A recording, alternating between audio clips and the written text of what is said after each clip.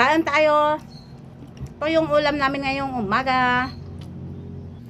Masarap siya para sa amin.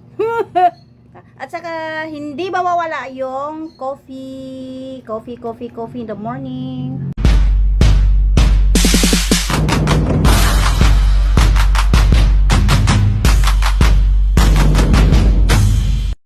Hello, magandang umaga sa inyong lahat. Andito na naman ako, magluluto ako ngayong umaga ng masarap na ulam. Masarap para sa amin. So, ready na ang ating ulam for today. Ito ang breakfast namin ngayon. Saka dalawang egg. At saka ito, ipiprito ko lang ito. At saka ito. Nakuha ko to sa tanim namin kahapon. Nakuha ko to. So, ito, yung, ilang piraso to ko, pero dalawa lang kinuha ko kasi, dalawa lang kami kumakain ito. Ito yung agahan namin for today. At dahil mainit na ang ating kawali, ipipirito muna natin yung eggplant. Ibang recipe ko ngayon mga ka-people. Dami na pala nito kapag na nahihiwa-hiwa na ito. Ayan, dami na pala. Tapos dalawa lang kami kumakain. Okay lang. Agahan pa naman. Mayroon pang lunch. Kung may maiiwan. Sarap kasi ito. Simpleng recipe for breakfast. Yan. Tapos, tayo ng dalawang egg.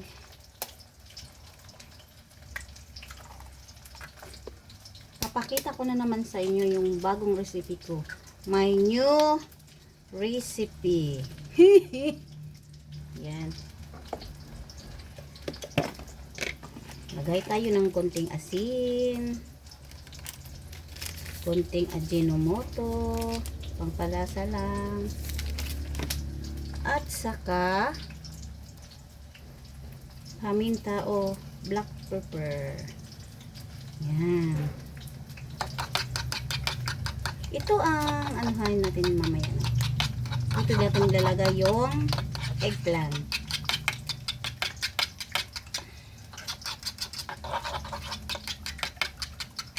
Masarap mga ka-people kapag may black pepper. At ito na, malapit na siyang maluto yung ating eggplant.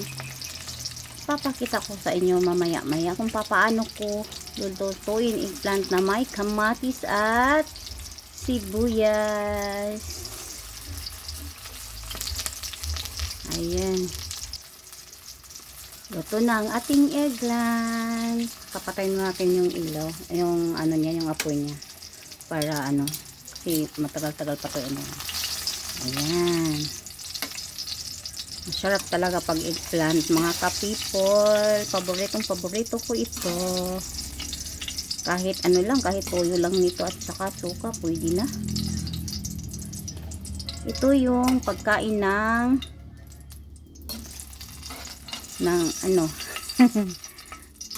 pagkain ng marami, yung talagang gustong-gustong kumakain ng ganito.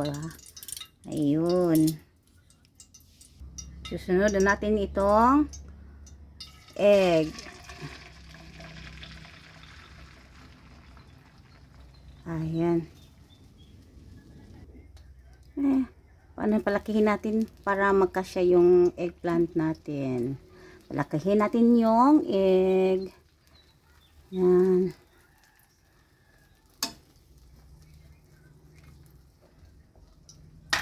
At saka dito na natin nilalagay yung eggplant. Wow, mainit pa. Ouch.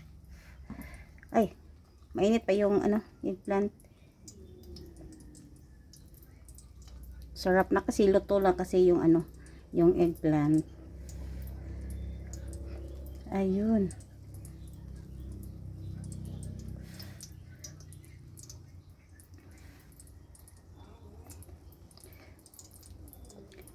Ayan na, ayan na, ayan na.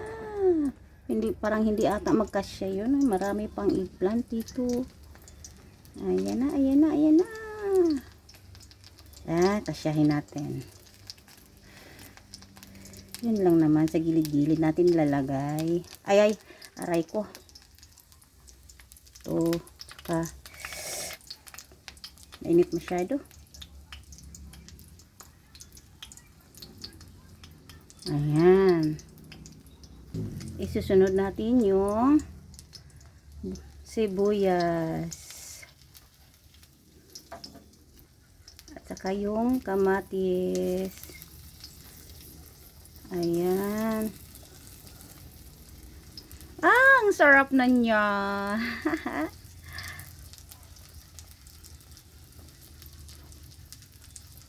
Sarap na masarap na siya. Masarap na masarap. Lulutuin lang natin ng ilang segundo lang ata o minuto para maano talaga yung mga ano niya. Yan ang masarap na ulam namin ngayong umaga. Simple recipe for our breakfast. Ayan na, luto na ang ating eggplant with egg. Ready na. Ito na, finish na ang ating recipe. Egg with eggplant. Hello, finish na ang atong luto nga. Ano lang ato, ano lang to, kunting recipe, may new version. Kain tayo. Ito yung ulam namin ngayong umaga. Ito, ipapakita ko para mas ano talaga. Ayan. Yan, masarap, masarap. Masarap siya para sa amin. At saka hindi mawawala yung coffee in the morning. Sarap sa coffee. Kain tayo. At saka ano maraming salamat sa panonood Maraming salamat sa palaging sumusuporta sa ano ko sa channel ko Pogi Chin. Thank you very much. Kain tayo. Hello Ma'am Sandra. Kain tayo Ma'am Sandra. Ito yung ano na naghiwalay na yung ano. Masarap ang ulam namin ngayong umaga. Ngayon. Thank you so much. Masarap. Masarap talaga to mga ka-people. Ano talaga. Hindi ako makakamay kasi masyado pang mainit yung kanin.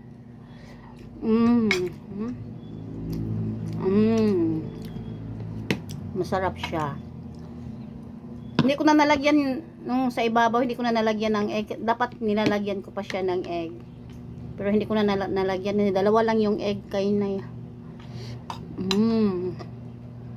Sarap ng ulam namin ngayong umaga.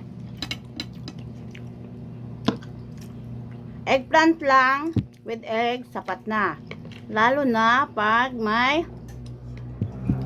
coffee. Thank you so much always sa inyong lahat.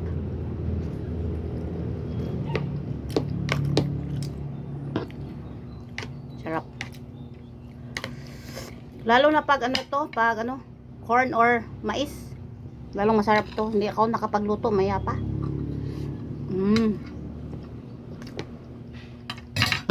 Masarap kasi ito kasi may may sibuyas at saka yung kamatis nilalagay ko. Kain tayo. Dito na lang. Salamat sa panonood. At saka please support my channel. Subscribe na din. Thank you.